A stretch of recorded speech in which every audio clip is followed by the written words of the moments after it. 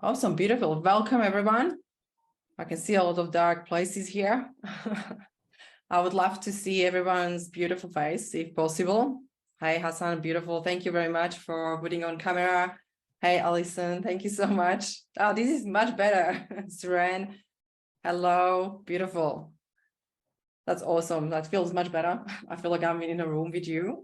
It's beautiful. And please don't be interrupted by other people that are coming in, because I know that's always before Christmas, everybody's busy, but hopefully we will have some people joining in a few minutes. And I will open the session because I would love to be respectful to your time. I know it's really hard to squeeze things, especially now. And I really am happy to have you here. And I'm always so happy to see that people want to grow, people want to be together and try to get some more information from different angles and seeing things, especially as a leaders, to learning more, learning from different ideas, different, I guess, different coaches or different books or whatever you do as a leader is so important. And I found it so important to me as well. Always grow, always learning. And I can see a few people here that already been on my sessions. That is, I know you're always working on yourself, but it's really exciting.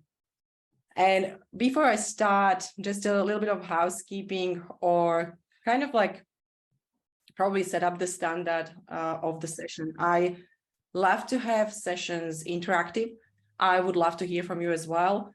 This is not about me, it's your session. And I believe you have a lot of things to share as well with us, because you already have experience, you're already in the field.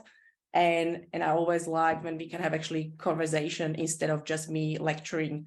Of course, I will give you my way of seeing things and my way of approaching communication in organizations and how we work with clients and what actually worked for them. That means I will give you kind of some frameworks and a little bit of angle that is a little bit different, because I'm not going to talk about, somebody mute yourself, please.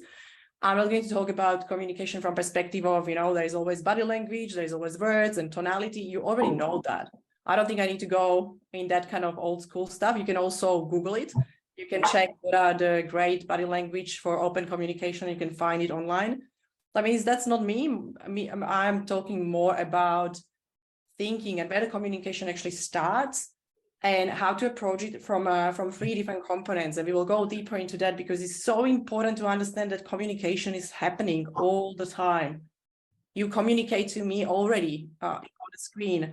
I can see you, I know how you move, I know where you are at, I can see your environment, I can see when you do this with your head. And for me, that's, I can feel that you are here.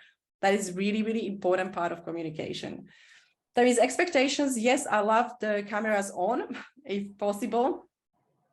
I can only apologize some of you when you really drive or you really can't do it.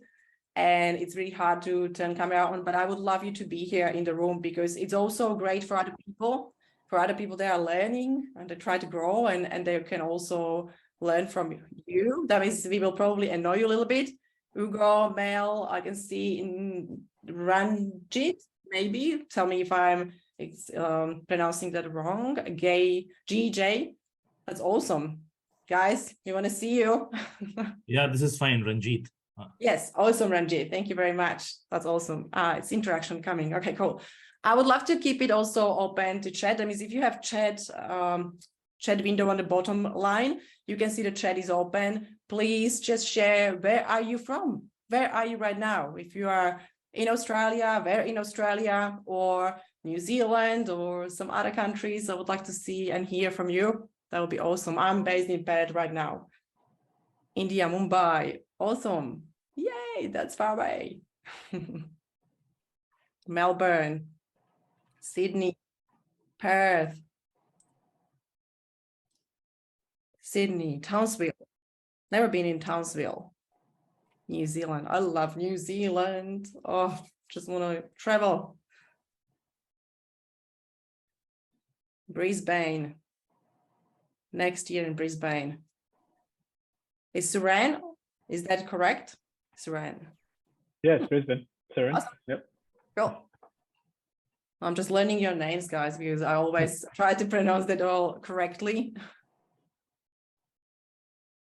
Beautiful. And probably I will try to pronounce your Neha. what is correct? Yeah, that's Neha. Neha. Oh, that's beautiful.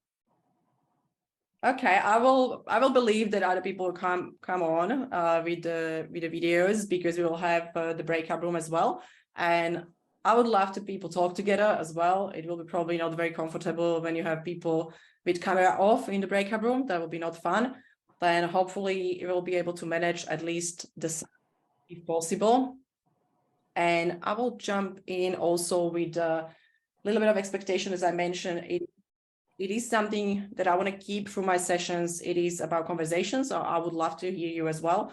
I'm happy to get your questions. You can ask questions. You can tell me your opinions when we will have discussion. Happy to hear from all of you. And if you have any tech problems, please let us know. Or if there is something that doesn't work for you, let us know in chat or raise the hand. There is also like a small thing that you can raise the hand and you can put reaction. That means if you like someone's, what someone is sharing, you can put a love heart or yes, thumbs up or whatever works for you. Also, when you raise the hand, thanks, Clara, I can see it. What is really great when you raise the hand from reaction from the bottom one, I can see you straight away on my screen. That means if I miss your your hand up, you can just do it also through the Zoom. That way I can see you straight away on my screen and I'm not going to miss out on your question. And hopefully that's all. And let's do this. As I mentioned, there's a little bit of expectations and there is a little bit of conversation we're going to have about communication from a little bit of different angle. But what I would like to do, our admin, Yuri, hope you are here. Can you please set up breakout rooms? And I would like you to go to breakout room with 3 people. And I will give you only like 3-4 minutes, 4 minutes time should be enough. And share with others where are you from and why is communication important to you? Because I think that's something we can start with to understanding why we are here, what brought us here, why communication is important. And I would love you to share it in a breakout room. Are they coming?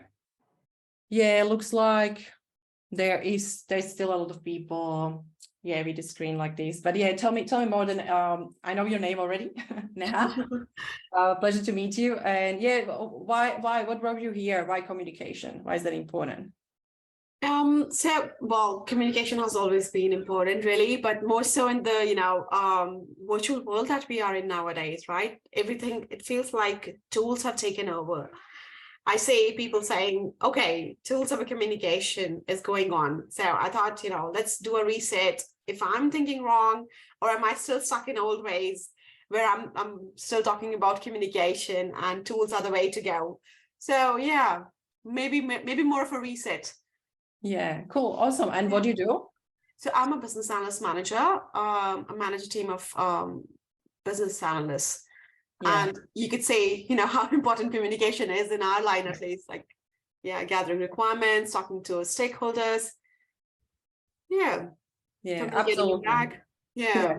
Absolutely. And I agree. It's one of the most important skill we should probably all have, right? But it's we don't really learn that in schools, and it's getting a little bit annoyed in education in general that we don't get any of those soft skills or people skills are really important.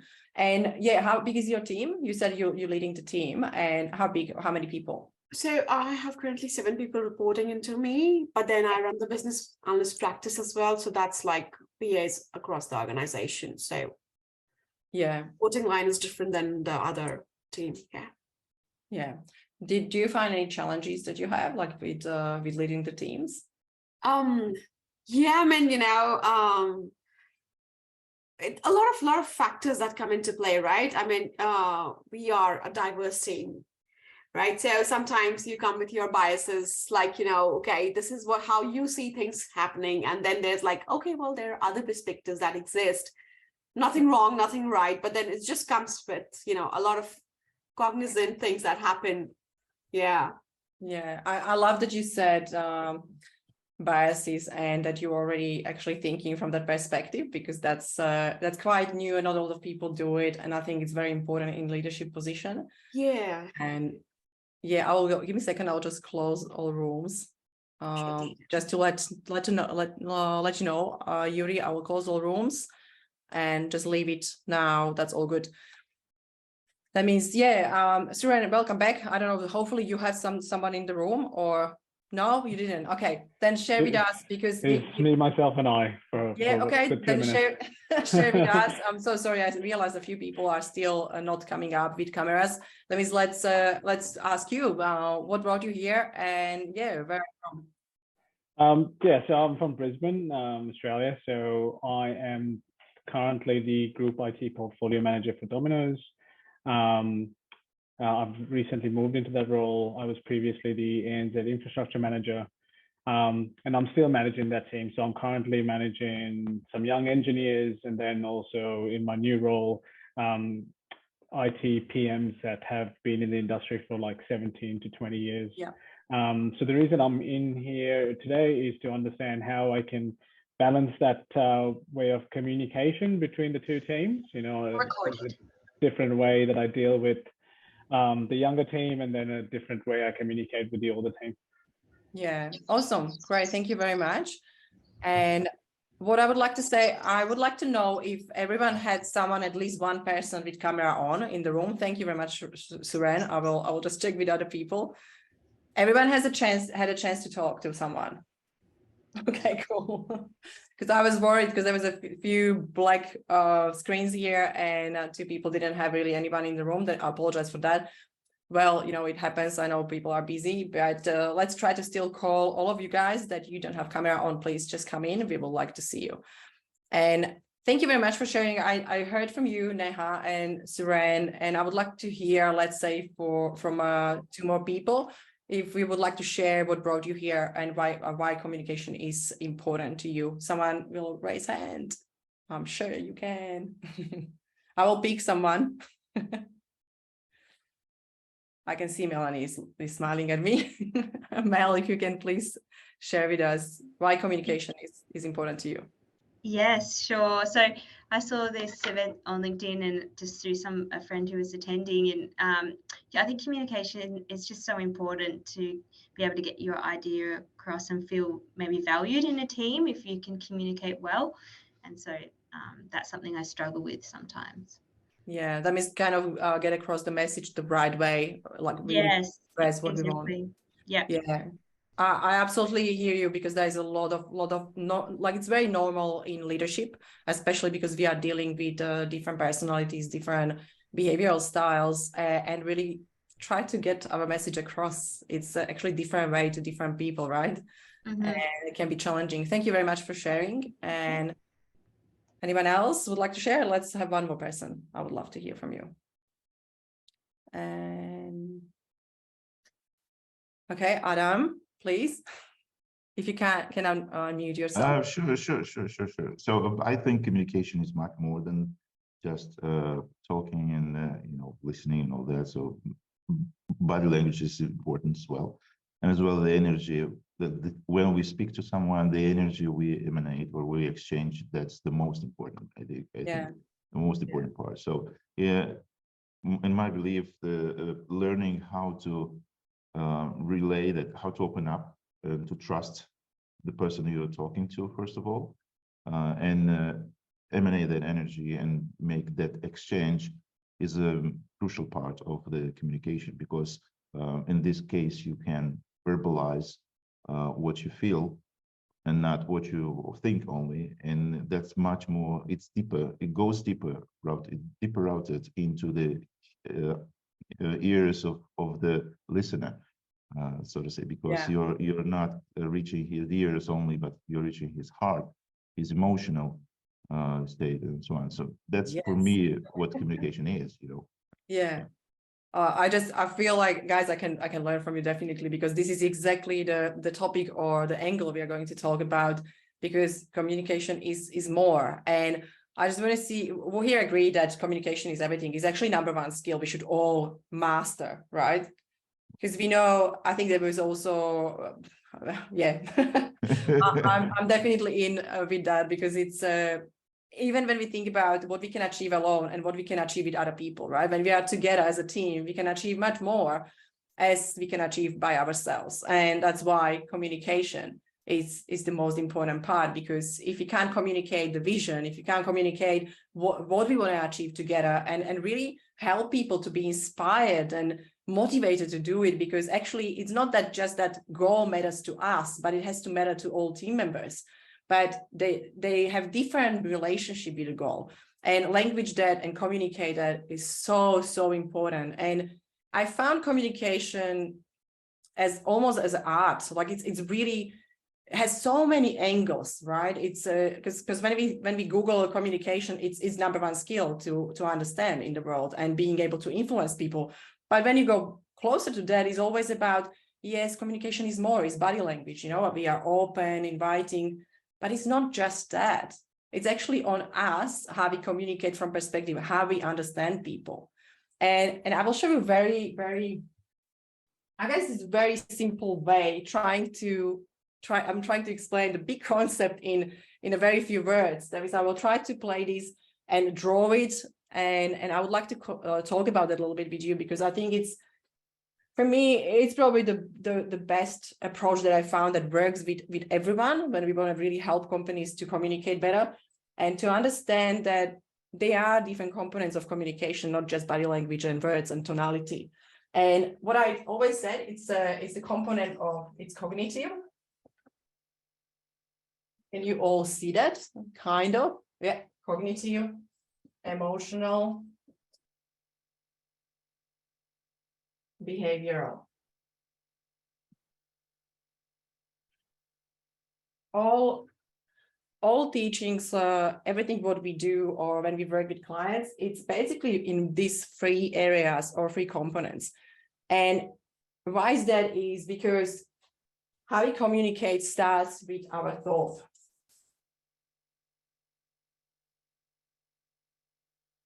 Now, when our thoughts are negative, we know that people perceive us as a negative person, because we're probably that kind of, they can have feeling around us. If I approach communication from perspective, oh, I'm going to talk to this person, I really hate this person. That's how I will feel. That means I will actually approach the communication very negative way, probably already feeling a little bit of resistance, already feeling a little bit maybe defensiveness, because it's kind of, you know, fight inside on me. I don't want to talk to that person. And that next second step is emotional. What is happening in how body and how we work as a people, as a human beings, is that we have 70,000 thoughts a day. And now from the age of 0 to 7, we build up the program in our head. Now, when we were raised the way that, oh, don't try that, that's dangerous, don't try that. Now, when we approach leadership position, we are very careful. Now, all our thinking is in that perspective. Oh, he can't risk it because he will fail. Oh, my team member can't do it. That's too risky. That's too much. That means we are very careful. We are thinking different way. And what it caused is our emotion or feeling. Now, what do you think? I would say, like, what do you think when our thoughts creating feelings and emotions? What is that influencing? You can put it in chat or raise the hand. I'm still here, or you can unmute yourself. What do you think is next? Like we're thinking, we have thoughts, now we create our feelings or emotions. Now, what is next? What we actually do? What is happening next? Our reaction or our behavior. Yep. Yeah, cool. That means Expression. the next is action or behavior, right? That means we have behavior.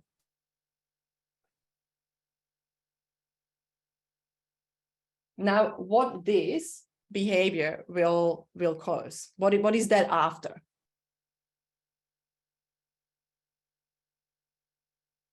I know a little bit of thinking. I hope you are not after lunch, because that will be slow. Or I can't really think after lunch because I'm usually tired. I will help you here because I can see reaction response.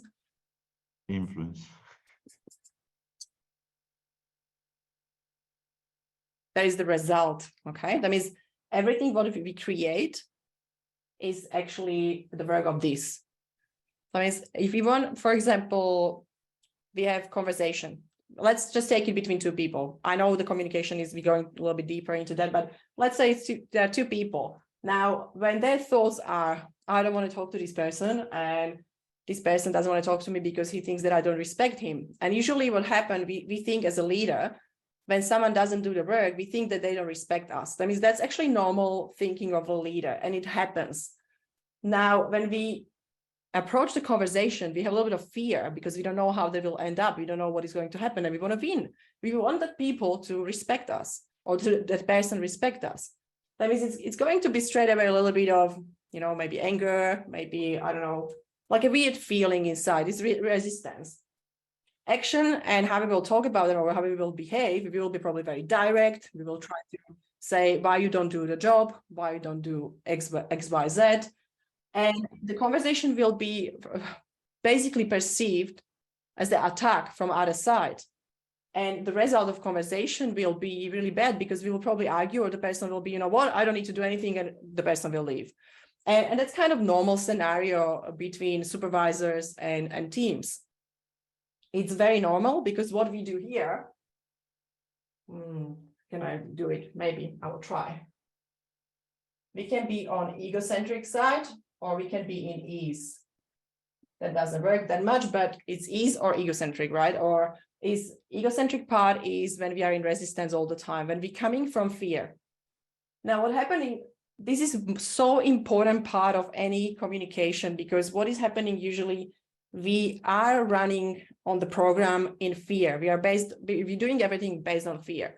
It can be competitiveness in a culture, or it can be, I don't know, somebody's maybe, threat to me because of my position or whatever it is. But a lot of time we approach the conversation from already fear perspective. That means we are amygdala hijack, we have high cortisol, even though we don't know about that, but that's how we actually work subconsciously.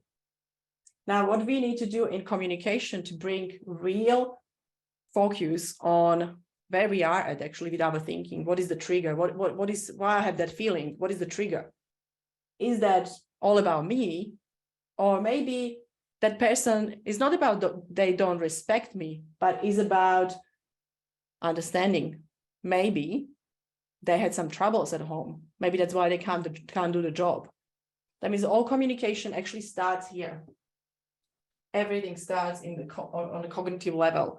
But what happened very fast between cognitive and emotional state is such a tiny line. It's almost like a same second, because we have the thought coming, same second we have emotional outbreak. We can be in ease, or we can be stressed, and we can be on that emotional state that is really hard to control ourselves. Did you ever kind of experience that?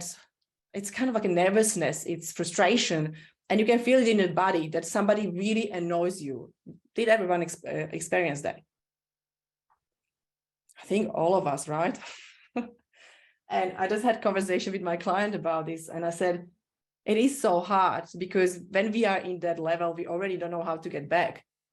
But what I learned is actually just to really pause and check, what is the trigger? What is the trigger thought? What was the trigger? Because when we can understand the trigger, we know all what we need to do. We need to just exchange from egocentric to going to understanding or compassion. We can call whatever we want. Some people call it love. We're going on the other side, where is the love? That means we really try to understand people. We will go deeper into understanding because that's probably, all different topic. But the most important part is that this is also about collective thinking. How that plays in organizations is, we know the behavior is happening straight after. When we are emotional, we just behave or act in response or in a reaction. That means usually reactive mode is not really great for results we have. That means if something doesn't work, it's usually starting here. Now, when we talk about organization and your team, now imagine that your team is fine, everything is good, but we don't know what they think, because sometimes they tell us all these amazing things, everything is working well, I'm okay, nothing is bothering me, or I just don't like this job, whatever it is. But it can be something that we didn't realize. That can be like an internal competitiveness, or it can be just separation between a salesperson and an engineer, or it can be separation between different roles. Somebody maybe feels not important because it's just administration role. Everybody is very different in the work, and we don't know when we don't know, when we don't really go deeper. That means that can be creating collective thinking. It's a little bit of competitiveness, And what happened here when the thinking of the team is like that? Emotional state of the team is all the time in stress, under pressure. Now, what we communicate as a leader, when we let it be here, and we say, you know, it's okay because I don't know about that. I don't know that somebody feels threatened, or I don't know that somebody felt that way. That means it's kind of not my fault. But what happens if the team is in a stress mode all the time? The results and behaviors are not great, because behaviors start to be really toxic. And what that actually triggers as a behavior, it will be maybe gossip, you know, maybe talking behind someone's back, maybe stabbing someone. I know that is just the saying, I'm not talking about the knife, but you know, people do these things, like they go behind our back, and it becomes norm when there is the thinking that somebody can take my position, or you know, something is wrong and my position is threatened, or somebody doesn't respect me. Just that thinking that somebody doesn't respect me and don't want to work with me can cause already stress in the team. And how we communicate that stress is in our body, is in our facial expression. You know, rolling the eyes when you see people at a meeting and somebody is sitting like this, and it's like, oh, what he said, right? That's so toxic. And people don't understand that rolling the eyes has such a massive impact on that other person that is right now talking, that they can make them feel so hurt and so bad that they're totally disempowered. And what they do with rolling the eyes, that person is never going to have high performance ever. That means what we cause basically that we accept this behavior as a leader. We cause that the behavior is changing because everybody's rolling the eyes now, everybody's gossiping, and the result is toxic culture, nothing else. This toxic culture is low performance, is no innovation, no engagement. When people say like, oh, my team is not engaged, they don't want to collaborate, I will say, what is the collective thinking? How they communicate between each other, emotionally and behavior way. Are you still with me? Is that actually resonating? Does that make sense? I would say, yep. Awesome. Cool. Yes, I have some expressions here. Do you have any questions about this?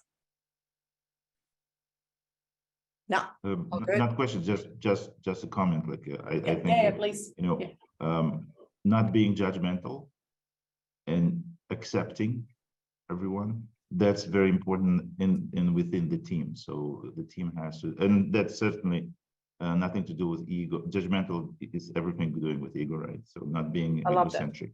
Yeah, no, I love that. So yeah, I think this is the first culprit of all the problems that are, because we never know what is, how that person feels, what he has, you know, or she has at home, problems, you know, day-to-day struggles and all that stuff, all this stuff. No, except or in addition to what we are having, you know, in the workplace, you know, all this that you said, certainly, and that we have to sort of impose into the team, that they have respect comes from not being judgmental of each other, and certainly to accept each other with entirely and trust each other. That is the key, I guess, to solve that problem. Yeah. Just a comment, sorry. No, that's great. Thank you very much for sharing. I really love, guys, I really would love to hear from you, because this is what I said. I know you have already knowledge, and it's more about this area just to understand there are some rules and frameworks around that we can actually bring it into team, bring it into communication, and create different collective communication with the team. Because as a leader, of course, we need to understand ourselves. We need to understand what is good and what is bad. And we need to understand what is acceptable at what situation. And that's communication, because we communicate, as I said, in 3 levels. That means we're thinking, behaviors, and emotions. But when you started to do that, talk about judgment, I love that you said it, because what I would like to do, maybe just to a little bit have collaboration moment. When you think about, because judgment is big one, right? When we judge people, and it can be both ways. We can judge people that are better than us, or we can judge people that are lower or they are less than us. And I think I spoke about it already. It's such a big topic, because we actually using so much energy when we judge. that we can't think straight. That means we are actually going straight away to amygdala hijack in both cases. We think that we feel more or we feel less, but straight away when we put ourselves on pedestal or down, we're already using too much energy and we are losing the, I guess, the whole intellect. That means we try to really stay in the calm space and stay pretty much having the, I would say, realistic perception about what is really happening. And when we are in stress mode, we can't really have that. We can't really be realistic. We can be only on one side or other side.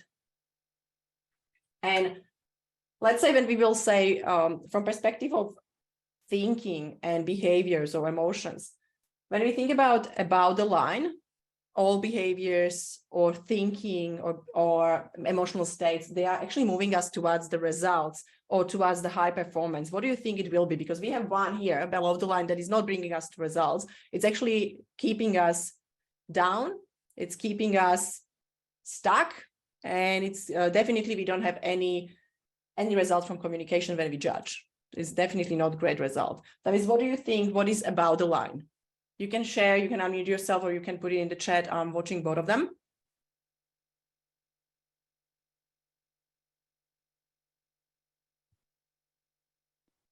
About the line, moving forward, having great results. You can see it's really quiet here.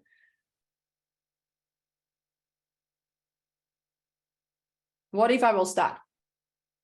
I can see something. Try to understand another's perspective. Yes, understanding. Understanding, it's great. Acceptance. Empathy. Yeah. Sorry, what was that, Adam? Acceptance, to accept other.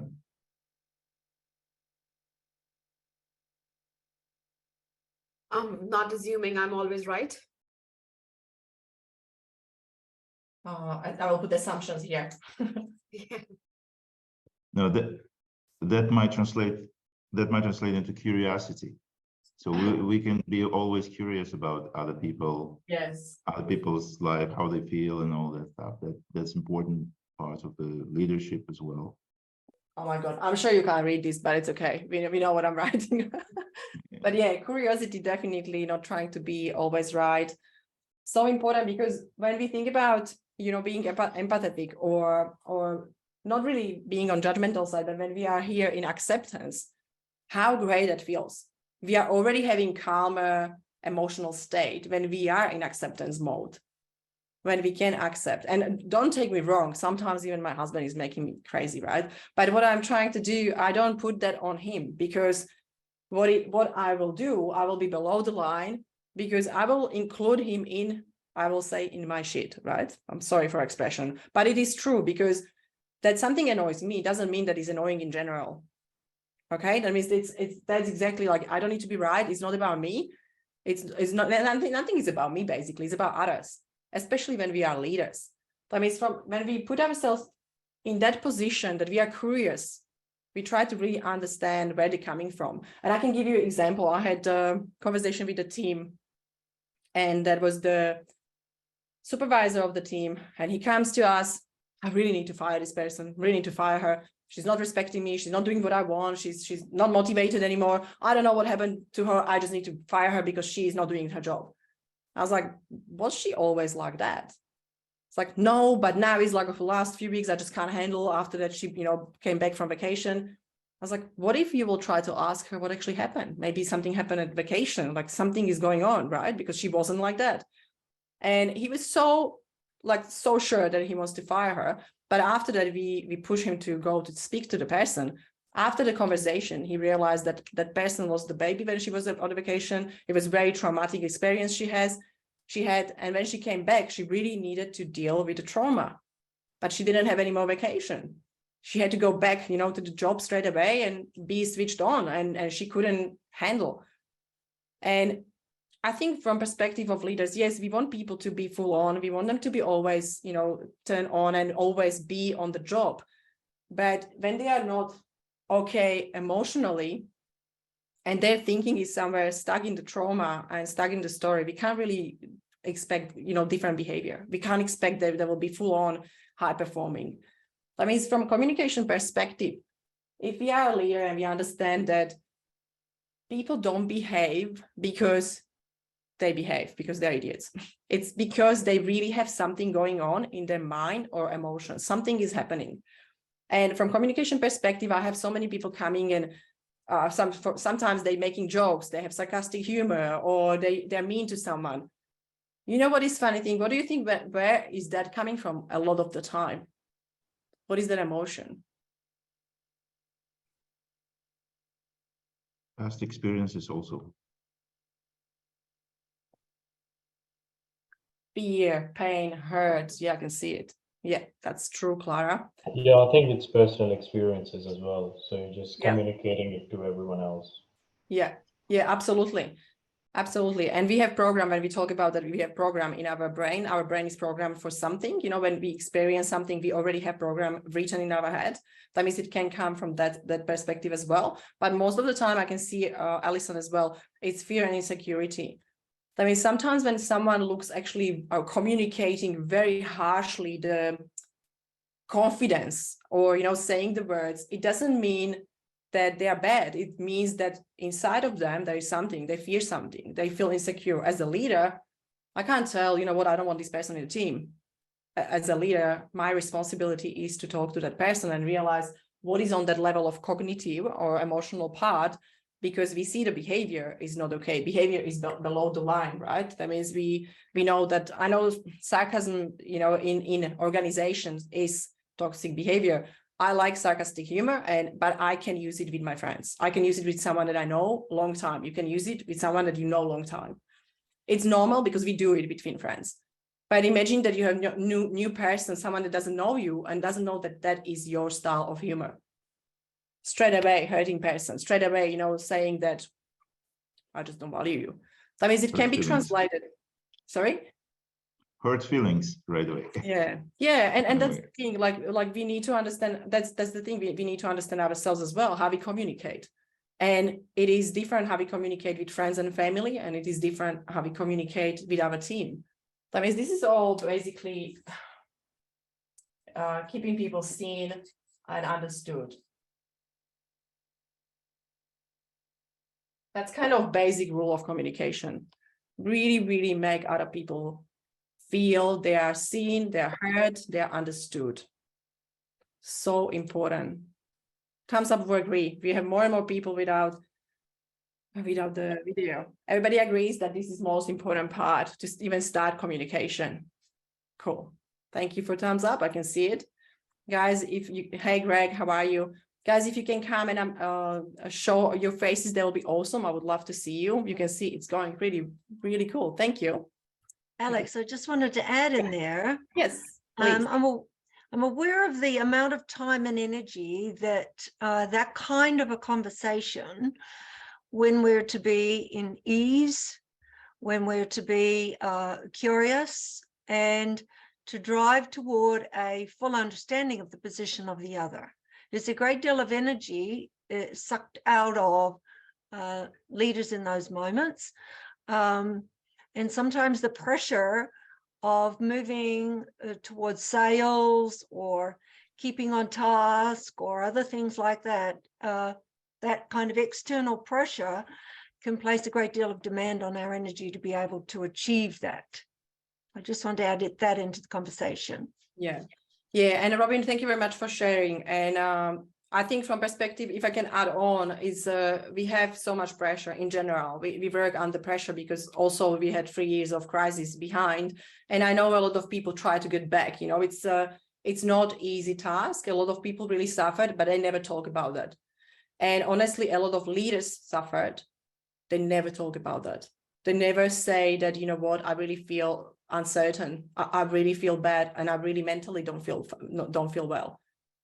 Imagine how much pressure it was even on them because they had responsibility for people. That means I understand, and I know you're a leader yourself, Robin. That means I know it's really hard, but the pressure is something that we try to emotionally, on an emotional level, we try to create the friendship or relationship with uncertainty, and we try to help people to feel seen and understood and safe. That means we create on this level, we create a safe environment, and they have us as a leader as well there as a support, and therefore they can move without stress. and feeling that pressure too much into their task and behaviors and action.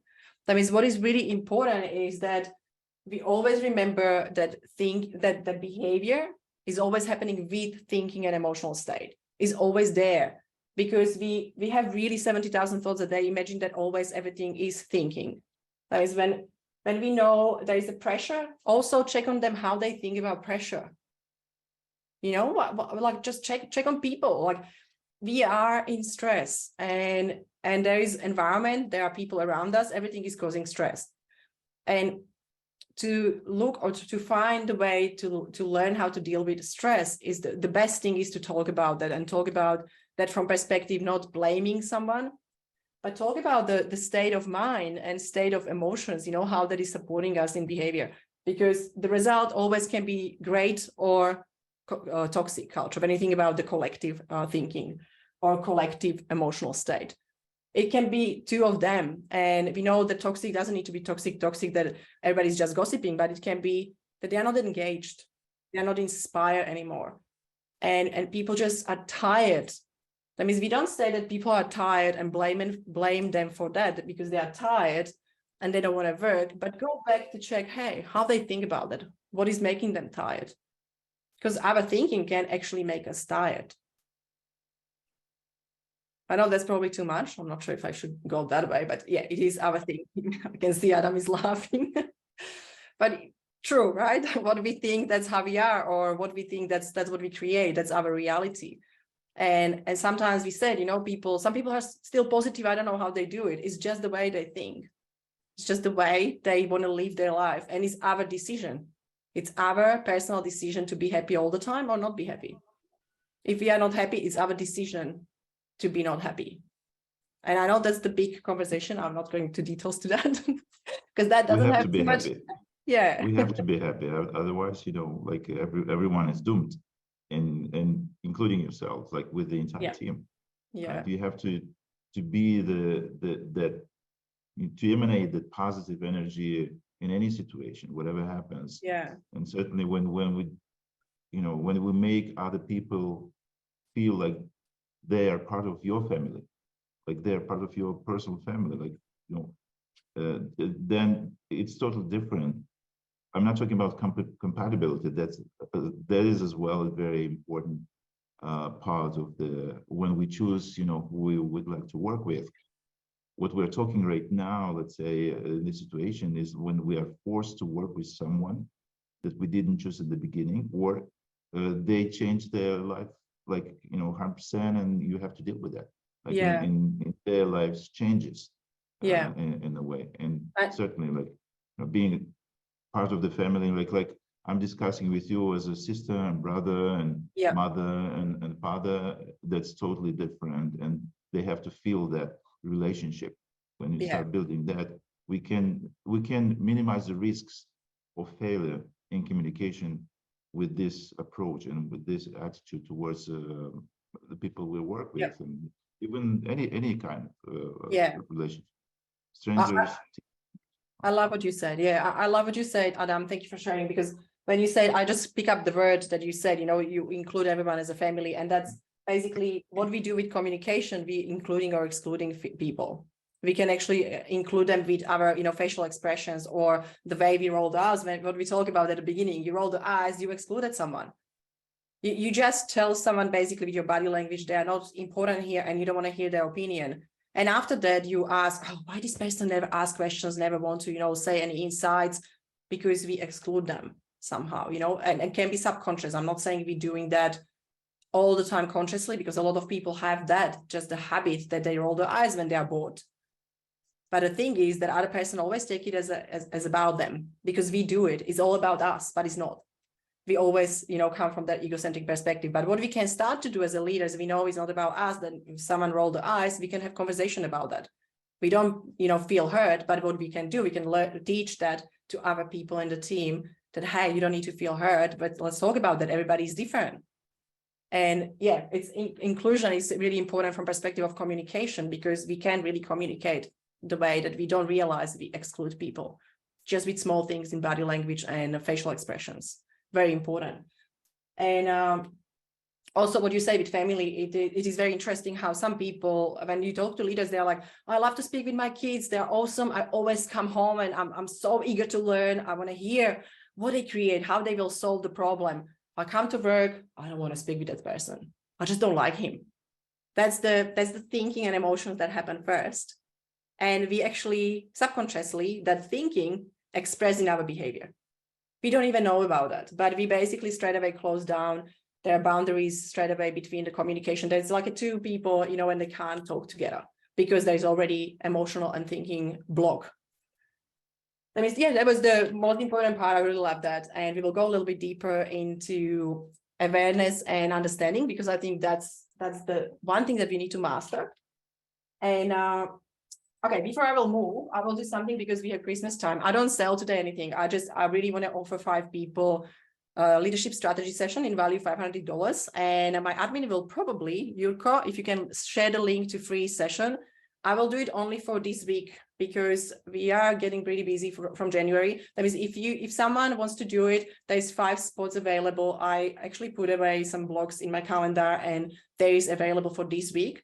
That means if you feel like you want to talk together and having a little bit of chat, what is the plan for you in leadership and communication style, or maybe plan for your team, there is a link in the chat. You can use that and you can book this session. It will be for free for first 5 people. And I would love to talk to you more because I really love the conversation about this topic. And if you are the same, yeah, it will be awesome to have a chat and see if I can help in your strategy, or if you can just brainstorm your next level, you know, next leadership step, and see what actually we can do. Maybe we can analyze a little bit of gaps and challenges, or we can move forward. And okay, I will go. Are you okay to go and move forward? Okay, I get confused about where to draw the line between team members and myself with being emotional. How much information should I share? Am I being too friendly, or do I have to be a little bit strict and avoid being friendly? It is confusing. Okay, great. Okay, Hassan, let's talk about it a little bit. Everybody's okay that we will talk about it a little bit, just to answer the question. All good? Yeah, Sure. cool. It's interesting question. Yeah, that's why I was thinking maybe it will add value to everyone, hopefully. I think from perspective of when we go, Hassan, back to thinking, what is important is to understand what is the thinking about the situation. Like, what am I going to achieve with conversation? When you talk about in general leadership style, it's very visible the reaction or response that you have from your team.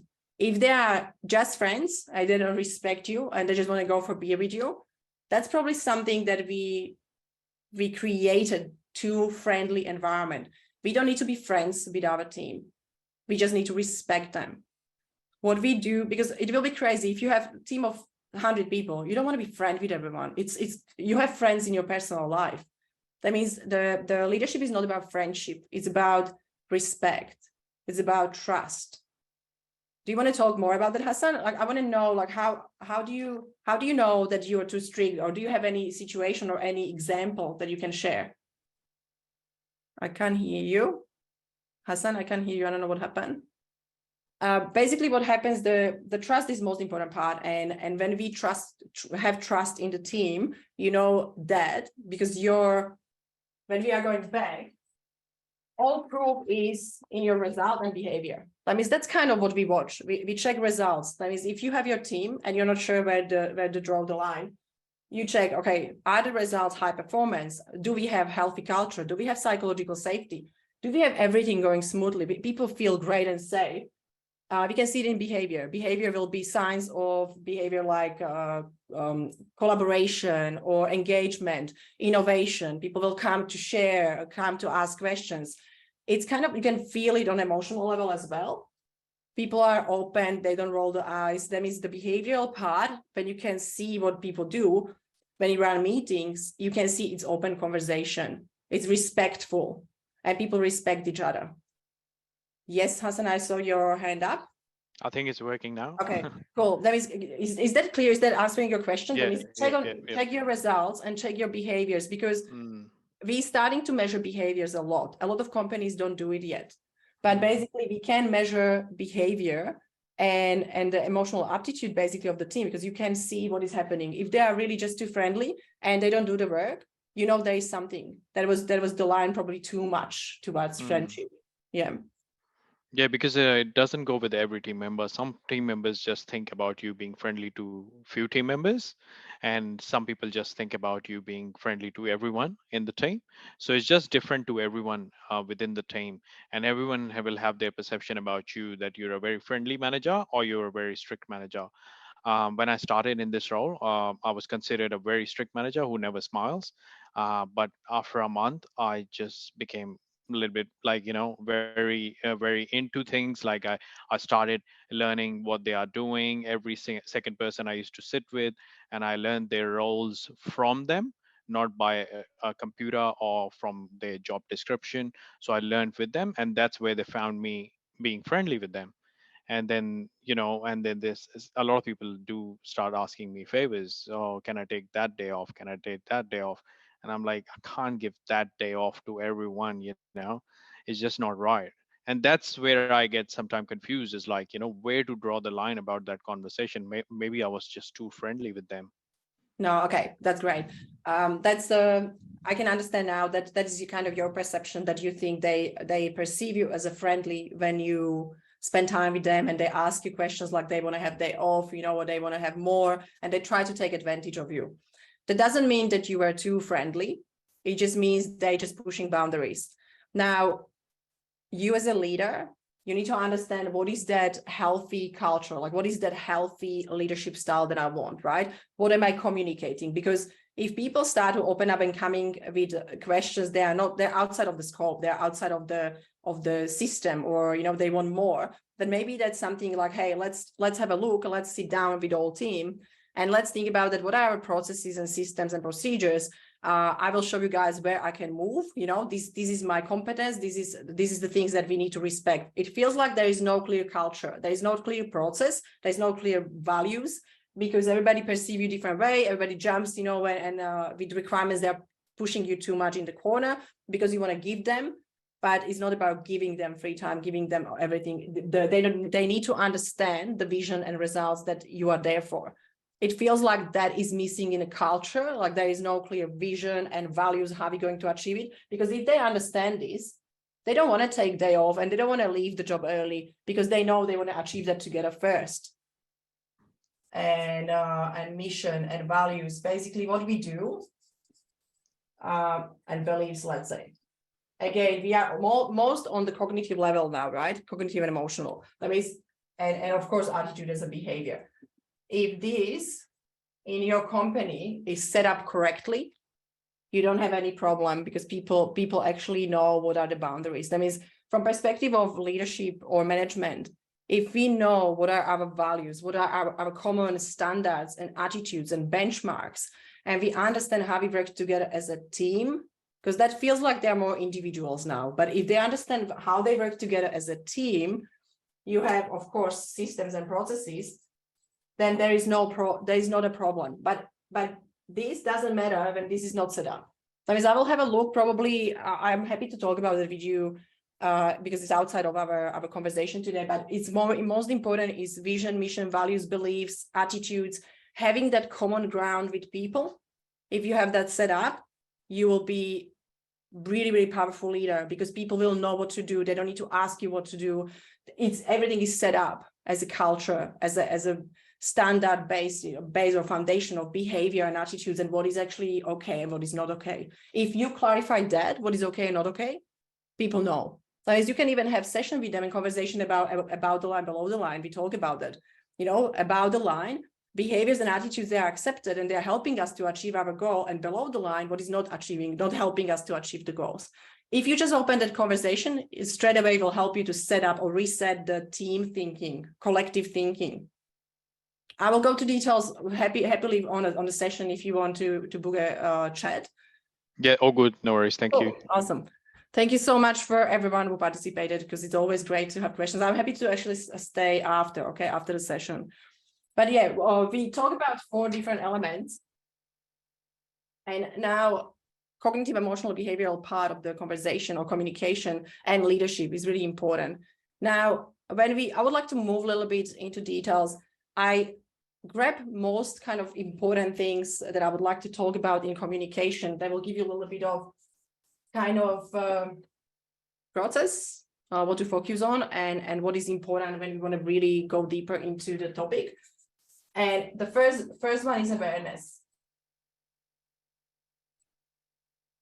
I would like to get some shares. What do you think is awareness, or awareness about what? What is important in communication?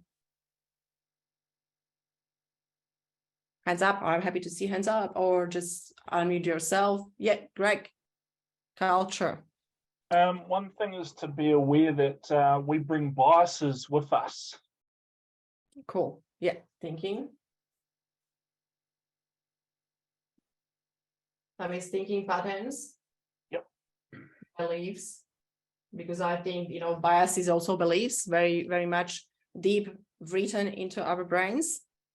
Now, when we approach, this is kind of self-awareness, but when we approach communication, what is that kind of one thing that you want to really, really focus on before you start communication? Why are you going to communicate, or what is that you focus on?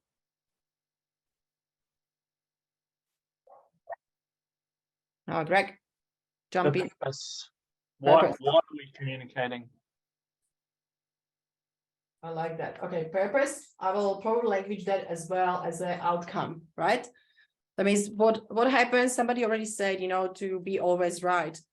When we want to have outcome that I want to be right, that will be not very powerful conversation. It will be my side, my side, my side, my side, and I'm not going to listen to other person because I just want my side to, to be understood. That means the purpose or outcome is so important. That means being aware of what is that mutually beneficial result of the conversation or communication. Now, it will be, of course, different for the team, and it will be different for the personal one. But when we think about the outcome, it has to be mutually beneficial for both sides.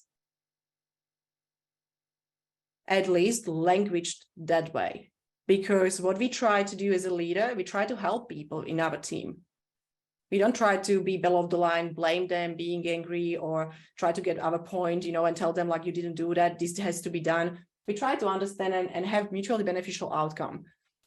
I had a leader. He was the owner of the construction company, and he is the admin person that actually hated him. He said she hates me. I was like, wow, that's really strong. How do you know? Like, what is the proof? She doesn't do that. She doesn't do that. She doesn't call me when it's appointment. She's not doing the work for me. She's not innovating. It's all these crazy stories. I said, okay, we will do one thing. You will go to talk to her. It's like, no, I don't want to talk to her. I'm scared of her. He actually was the owner of the company. He didn't want to talk to her. I was like, wow, that's really great avoidance. I said, what will be great outcome for you? To avoid it and have really stressful time every day in work, because you're communicating with body language. You don't look at each other. You roll the eyes, maybe you just make a face, right? Facial expression on each other. That means outcome every day is really annoying workplace. And I said, what if your outcome will be finally to find a way that you can work together happily, or she can leave? Like, there has to be something, right? But because you want to really work together and you don't want her to lose the job, you will focus on positive outcome for both of you.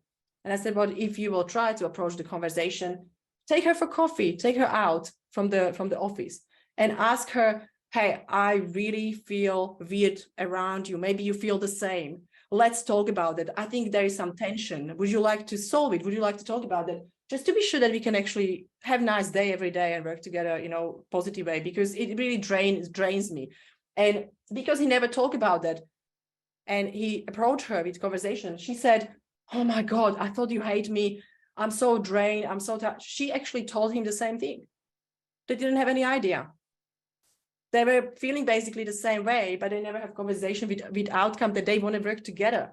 That means being aware that avoidance is not helping us, being aware of the outcome we want, and we really want to approach communication from perspective mutually beneficial outcome. That way, you can win a lot of conversations and you can have really great collaboration. Greg, I will come back to you. What is the thing? I'll give you a second. What is another thing you think that we need to kind of consider when we talk about awareness? I think the background, like, sometimes you are the new person in the whole setup and people have been there in that situation, and what your predecessor had a style, they assume that this is just the new person with the same style. Yeah, that means we don't assume. We really need to be open to be I guess the perception about people, like they're not as us. Yeah, that's what you try to say, like being open to. Yeah, sometimes people have perception about your role. They don't see you as a human. They see you that, okay, this is not that person, this is that role. Love that. Yes. Yeah. Absolutely. I like that. That is really important because we are perceived as a role. We are perceived of something always because we have that position name or we have the job to do. I love that. Another thing is the emotional state. What I'm trying to say that if we are in stress, it's really hard to approach the conversation. Who agrees on that? Yeah, it's really hard to have a good conversation. That means that's kind of a brand as Greg, would you like to add something to? Yeah, humility, because humility helps us be more on an equal level with people. Yeah. And a leader of today is not the hierarchy anymore. It's more of an equal partnership. Yeah. Thank you very much for sharing that, because that's basically when we say that outcome has to be mutually beneficial, and humility is probably, when we think about thinking and behavior, is definitely about the line. It's definitely something that I believe it's the major characteristic of a leader, that will be something that we all should learn. If you don't have it, I think we should all have it naturally, but I know that's my dream, right? Okay, cool. The second part, when we already know what is our outcome, we know we need to focus on the other person. We want to help them to achieve the results. We want to help them as a team member, or even if it's husband and wife, doesn't matter. Anytime when you talk, it's really good to understand that we want to have mutually beneficial outcome. The second part is understanding. Now, what do you think I mean by understanding? What is coming up? I know you already say, Neha, that was a really good comment, just to understand we don't have, same perceptions, and we are not just the position, we are human beings. That's really good. Anyone else would like to add to understanding? Motivation, driver of audience. Yeah, Greg. Perspectives and values that we have. Yeah.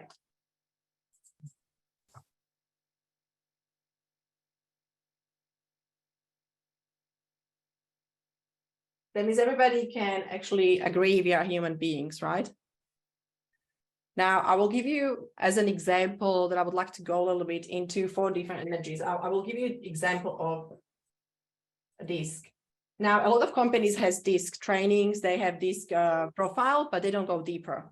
That means I will try to explain. Imagine that dominant is most of the leaders are dominant, right? You probably are dominant. When I will say dominant person is very fast, don't want to sit here already, is like, come on, let's come to the point.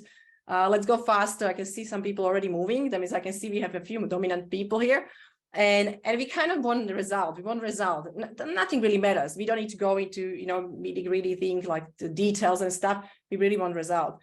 And sometimes we can come across as rude. What happens when we have C energy or S energy as a detailed person, very slow person, slower and analytical. When we talk to them, we are like this all the time, because I said, we need to do this. This is the result I want. And this person is like, no, we need a plan. We need a plan. And it's like, it's not communication, because the 2 people can't find a way how to talk, because the D energy doesn't understand the C or S energy. Why you want to care about that? Why you want to care about people? Why we just can't get to the point?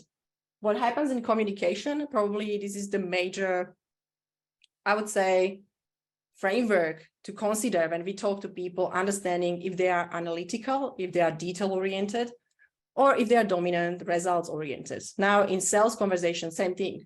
Communication in sales needs to be based on this, because when we try to sell someone the big win, and that person is C energy, and they ask us all the time details, but we're still giving them the big result they can achieve. This is what you can have. This is the promise.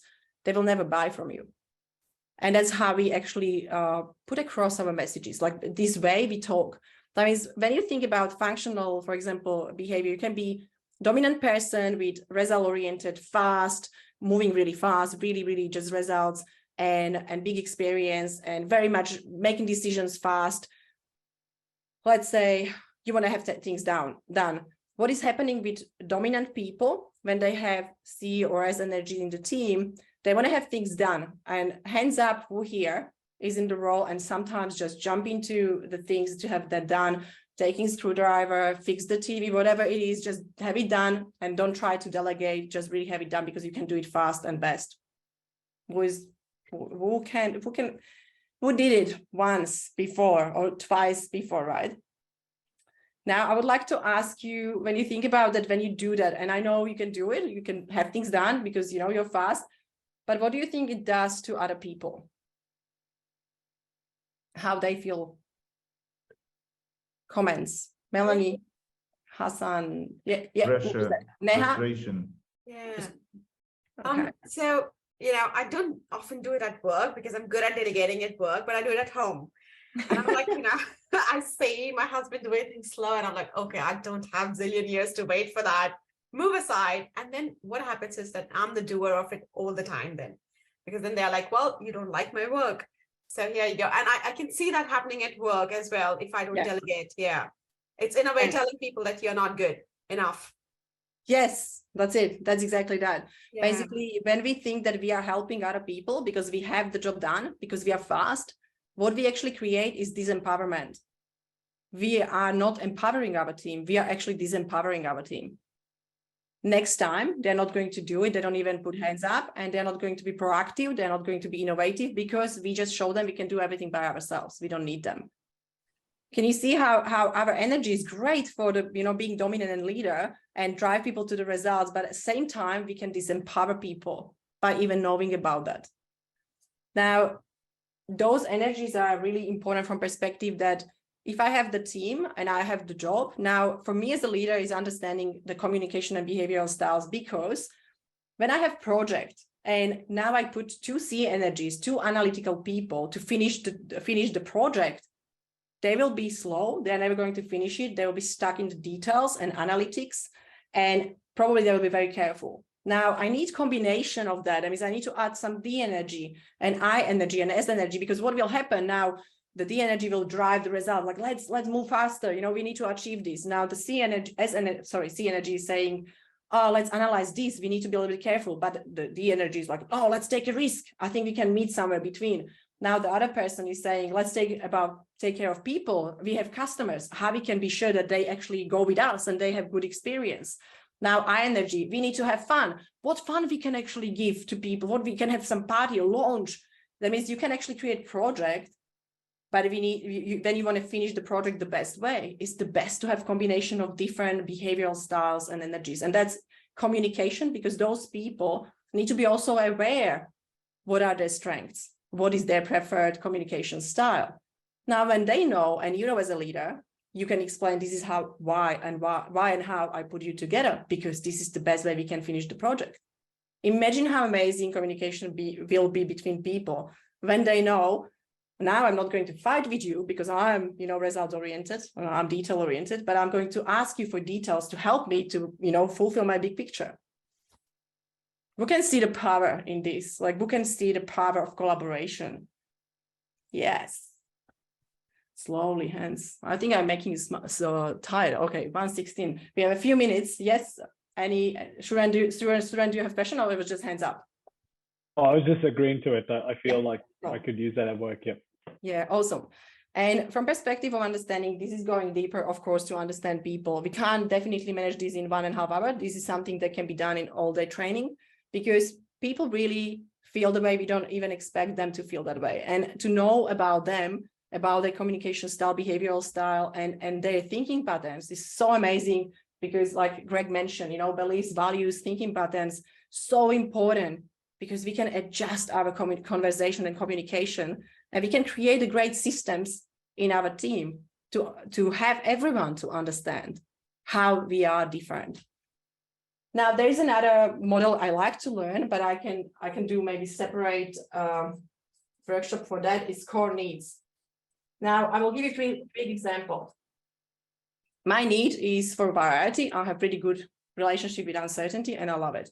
And I can just pack my stuff. I can move to different country. I lived in 4 different countries, have businesses there. I'm not scared. But my partner, my husband, is opposite. Now, just imagine that you have this in the team, of course, but you have this even in family with your husband. He is certainty, safety. That's his core need. Now, his core need is driving me nuts, right? But what happens when I want to move, I need to fulfill his need. I need to give him structured plan about everything what we're going to do, how I will take care of finance, when we can move, what will be our house, what we will have, where will be our car, how we will move. I need to give him all answers because he's never going to move because he's stuck in his safety, security. That means I need to understand, instead of being frustrated, I adjusted the communication. I adjusted what information I'm giving him. I adjusted the communication the way that it will help him to move forward. A lot of people are driven by certainty, but to give them just certainty, we are never going to help them to grow, ever. Greg, enjoy your Another example that I can think of is when you're sending emails, think about the person you're sending an email to. If it's a person that wants detail, give them detail. Yeah. If it's a person that's likes overview, give them bullet points. So that, and if you don't know, then do a combination of it all. I absolutely agree. And that's exactly how I approach emails as well. Emails are communication. We communicate via emails. How amazing is that when you are the energy and you just get email with 2 sentences and it's the result and thing that you need to do. It's like, oh, great. This is refreshing. When you got email with someone sending you something and it's like 2-pager, oh, I don't have time for this, and you close it and you leave it, right? And that's how we approach it. That means that person doesn't know who we are. That's why they can't communicate to us or with us. And that's why when we are in sales, for example, as well, we need to start to learn how to communicate with CEOs, general managers. After that, when we're going to sell something to sales team, then we need to learn how to communicate to sales team. Everybody's different. Everybody is so different. It's so true. And straight away, we change the messaging, for example, to CEOs, and we send different messaging to supervisors. It's totally different conversation. And it's very short and sharp. That means really start to understand that still all these things and knowledge can help us, but still is about thinking and how we approach the communication. Okay. Questioning. I love questioning, and this is big topic because questioning is listening, right? We can see the massive value in asking questions, open questions, and instead of saying why you didn't do that, or tell me A and B and C, or make decision between A and B, and instead of asking questions, tell me more about this. What is your opinion? Tell me, share with me. Can you see the value of like how actually conversation happen, right? And still we do ask questions. Why did you do that? Why you didn't do it? Or that has to be done, you know, why you didn't do that, and why you didn't send it to me. It's just these questions that someone can just answer with avoidance. We will never have conversation. But really starting questioning from perspective of, I know energies or behaviors, I know core needs. Now I can ask questions about that. That means I can go to the details if I need. We call that chunk down. I can go into details when someone is very analytical. That means I can really go and chunk them down, and they will be comfortable in conversation with me. If someone is big vision and the energy, I can just go, well, for what purpose? Easy, simple question. It's bringing them straight away to big chunk for this big purpose, for freedom, for happiness, for a result. It is different questioning is also opening up the space for listening. When we ask closed question, we don't have anything to listen, and we're already thinking, what is the next question I have to ask? Because I already lose, because the person say A or B. Now, when I have open question, I can just listen. I can just be there. I can just know more. Tell me more. Even the question, tell me more. Tell me more. Tell me more. You can just go and go and go, and you don't need to think about your questions. Alex, do you feel that, you know, people like, you know, they go to trainings and there are some set questions that they pick from those trainings, and then they keep trying those questions? Like, I have few people in my team who keep, after every meeting, and I'm sure they've picked it up from some training, because there are a few of them asking this question. After every meeting, they would ask me, how do you think that training went, or that meeting went? And I'm like, you know, well, is it even relevant? Are you, you know, it's sometimes these questions I just don't know like how to even feel about it. I love that. I know exactly what you mean. Yes. And it happens. Look, I would say, first of all, don't come from judgment. It's good that people trying, because what they're trying your response. If that question actually will work for them, and you can actually go deeper and you can talk about it, and you know what, this is how I feel about the meeting, this is how I think that meeting went, and actually you give them that great answer, they can actually see the power of opening questions. Is that you're really helping them to start to ask those questions, and they will stop later on to have questions from the training, and they will use their own. That means when people, you know what I mean, because it's easy to say like they just use the questions. Of course they will try, and I think to acknowledge someone for trying is much better in long-term run, because they will know that works. Imagine that later on, after 6 months, they will come still with the same question, but it will be honest, because they know that works. Yeah. And you see how our thinking is creating this, like, oh, let's judge them. Oh, I know where you take the question. Again, and sometimes it acts as a trigger point. You're right. I never thought it like that. Yep, I'm enabling them if I am answering those questions. True. Yeah. I love that. Trigger point, trigger. It's the trigger is our thought. Yeah, it's exactly where we were at the beginning. It's always our reaction, behavior, our response is triggered by thinking. Love it. That means, yeah, hope that helps. Yeah. Okay, questioning. Another thing is that there is a lot of frameworks, like you said, Neha, you know, there's a lot of frameworks you can use. I can give you now straight away 10, 20. We can talk about grow model. I don't know. There's so many of them. I don't even want to think about that. It's something that we can use. I can send you a million documents, but I think just to really understand first from perspective of questioning, from that human perspective, just really be curious. You know, like before we start to use all the frameworks and become almost coaches, what is great when you're a coach in actually the work environment. I like the idea of that, and I think it's very powerful. But let's start with being a human being, being curious. Let's really try to get as much as we can with questioning. That means let's learn. Let's be curious. Let's ask, tell me more, for what purpose or what details, or, you know, tell me more, and just get enough information that you feel confident to have conversation or tell your opinion. That means already that is really good step in questioning before I will give you, you know, anything else, because it's no point to give you the rules and frameworks before we know that, you know, start a conversation is just being curious and listening. Great questioning when you are moving forward and the other person is talking, it's the great sign of that you ask open questions, and it's the space that you created for the person. If you need to ask more and more questions and you are talking more than the other person, you didn't create the space. But it's really, really focus on that create a space where the other person can express themselves. And when we say about, you know, awareness, being aware that we try to really understand them, because we have mutually beneficial outcome we want to achieve. We know where they're coming from. We can probably use, you know, different behavioral styles or core needs when we know that they are, you know, certainty oriented and they're really driven by the need. How can I make them certain?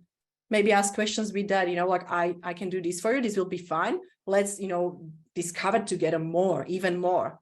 That means you're kind of giving them a little bit of certainty, but discover more. That means you're helping them actually answer questions. I know this is probably too much. I don't want to go into more stuff, because the communication to me is, I can just run weeks and weeks of conversations about that. What I would love to do, I would love you guys to share before we finish, because we have last few minutes. What is the one thing that really resonated with you? What is the one thing that you took away? I would like to hear from you. It will be great for me as well to see if I get my message across, I guess. I will start from beginning. Maybe Suran, if you can start, I have you first on my screen. Thanks. Sure. I think what I got out of this is the understanding part, where I kind of understand what the core needs are of my direct reports. Yeah. And then leading on to, you know, going and, you know, asking them questions rather than trying to provide them solutions and, you know, taking their confidence away from them, asking them more questions, asking them to actually like empowering them. So I feel like that's what I'll try out next week. Yeah, awesome. Thank you so much. Yeah, and share maybe by message or email, like what was the outcome if you feel any difference. That's awesome. Thank you very much for sharing. Yeah, thank you very much. Robin?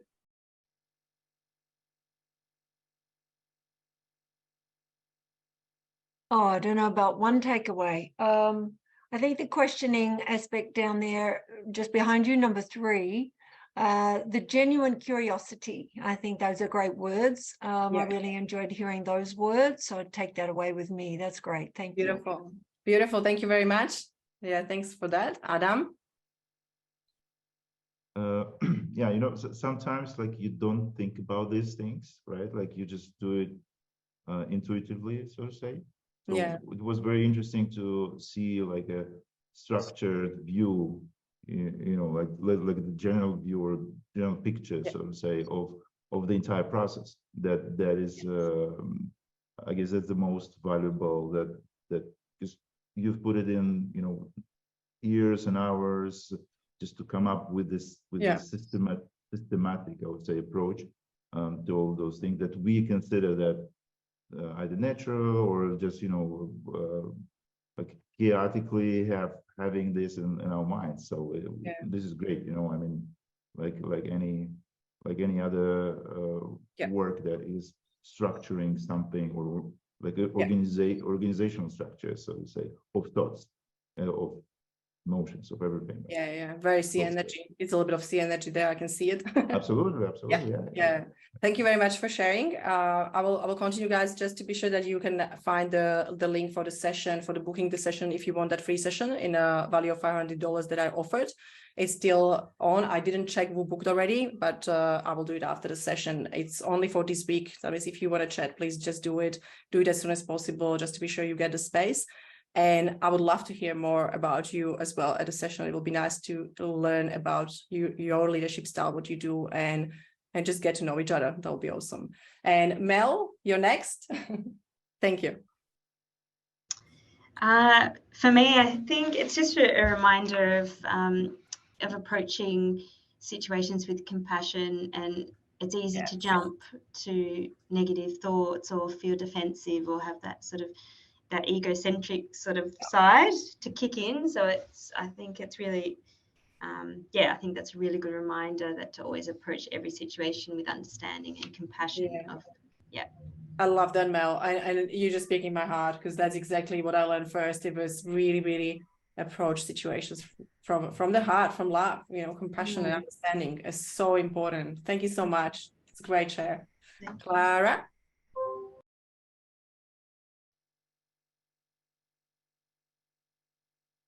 I just felt that it was a great session. The thinking versus emotion versus behaviour, and really getting clarity on the fact that it's all happening at the same time, and how to ensure that you walk into every situation non-judgmentally and with curiosity and with love. And sort of stop thinking in the head. Thank you so much. I just want to cry. I just love it. The conversation is shifting, right? To communicate with your heart. That's the most important. Yes, absolutely. And that will resolve any problems. Thanks. Hassan, if you can unmute yourself, if that works, maybe. It's just basic communication about how it changes from I to we. I think that's what I've learned from this conversation as well, from today's training, is how it generates from I sort of thing to we, that we have to do this together, make an I's from I's to S's, and it just changes. I think it just changes. I've seen changes in my 3 months, last 3 months, when I've approached every single person differently, and I've spoken about their feedback towards the company and myself as well. Beautiful. Awesome. Thank you so much. And now my screen changed. Greg, you're next. And Neha after, and Alison after, okay? For me, it was the discussion around how we can empower people even when they're asking simple questions. And that we might feel that are simple or whatever, but we can actually empower them in addition to that, we can actually model a question back to them to help them understand questions as well, perhaps. Yeah, I love that. Thank you so much. Thank you. Neha? Thanks for giving me a heads up. I could think of something. Definitely the questioning bit that I said that, was a trigger point for me. And when you explained it, it was like an epiphany. Wow, that's enabling too. Right. And oh, and I completely forgot about that DISC existed. So I think I'm going to look, assess my team on DISC, just, without telling them at this stage, and then probably share what they think of it, and then maybe share notes. So yeah, going back to basics. Awesome. Yeah, great. And I will share with you something. I have a document that can help you to analyze where they are at in the DISC. I will send it to you. It's really, really helpful. It's really great. Cool. I will do that. I appreciate it. Thanks. Thanks, Alison. I just think for me particularly is understanding the core needs of what people need when they come to me, and considering that. Sometimes I can be a bit, give a quick answer, get things moving, and just understanding why they're asking, how much information they need from me. I think that's what I liked the most. Yeah, awesome. Thank you so much for sharing. I don't know if you have Cromwell here, Sam, and I don't know what's the name is CVS, but if you can hear me, no, probably not. Okay, awesome. Thank you so much, guys. Really, really grateful for you being here and have your camera on. And I really learned so much about you as well. And I really like to hear more about you, hopefully in a future. The link is in the chat. If you want to talk, I will be really happy just to have a conversation or having strategy session. That means you can choose. And I hope I will be able to at least invite you next year to some of the events. And yeah, I will try to add more value if I can on the way. I wish you actually great Christmas. I totally forgot Christmas time. I wish you great Christmas and really, really great success in 2023. I hope everything will go well in your leadership and learning and development. Thank you so much. Thank you you so much. Thanks. Thank you.